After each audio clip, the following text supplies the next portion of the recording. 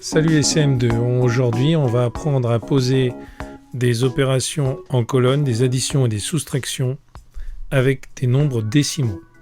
On sait depuis le CP que lorsqu'on pose une addition ou une soustraction en colonne, il faut bien aligner les unités avec les unités, les dizaines avec les dizaines, les centaines avec les centaines, et on va continuer de la même façon avec les décimaux, bien aligner les dixièmes avec les dixièmes, les centièmes avec les centièmes. Le problème, c'est comme on travaillait avec des nombres entiers, on avait pris l'habitude d'aligner bêtement à droite sans vérifier qu'on alignait bien nos unités avec nos unités, nos dizaines avec nos dizaines, nos centaines avec nos centaines.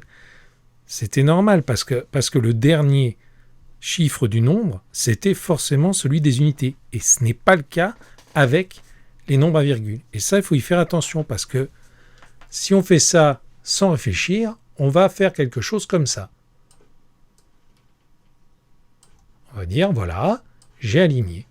Le problème, si tu regardes, c'est que ici, on a des millièmes, mais ici, ce sont des centièmes. Dans 46,375, le 7, ce sont des centièmes. Par contre, le 9 ici, ce sont des dixièmes dans 2,98. Ici, le 3 sont les dixièmes et le 2 sont les unités. Donc il va vraiment falloir faire attention. On va bien vérifier qu'on aligne bien nos unités avec nos unités. Notre repère, ce sont les unités et c'est le chiffre avant la virgule. Il faut que notre 6 et notre 2 soient alignés.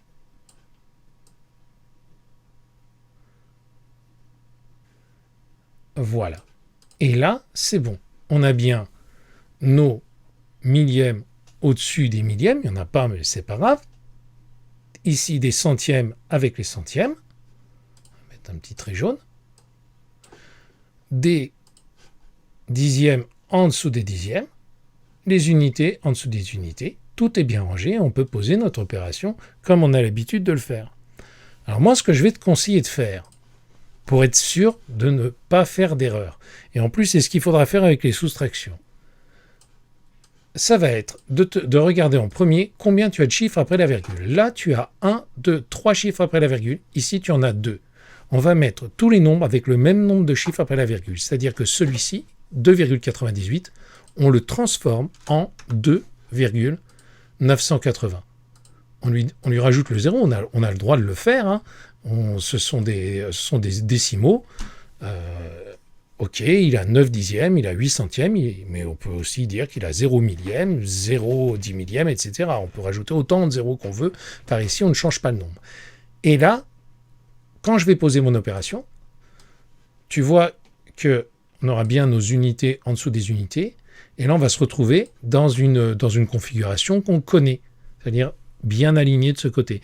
Et moi, ça, je pense que c'est ce qui t'aidera le mieux. C'est-à-dire que quand tu poses une opération avec des décimaux, débrouille-toi pour qu'ils aient le même nombre de chiffres après la virgule. Une fois que tu as ça, tu calcules comme une opération normale, tu ne t'occupes pas de la virgule et tu rajouteras ta virgule ici. Voilà, c'est tout. Pas plus compliqué que ça.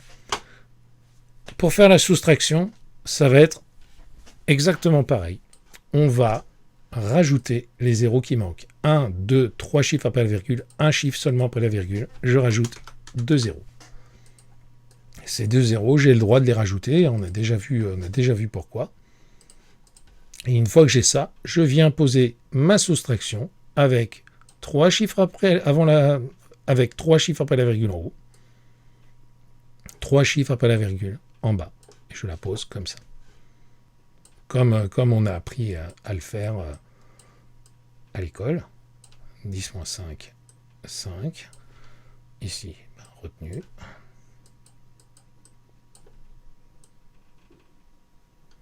« 10 moins 3, 7.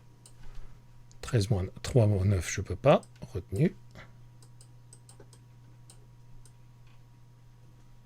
13 moins 9, 4. Ma virgule.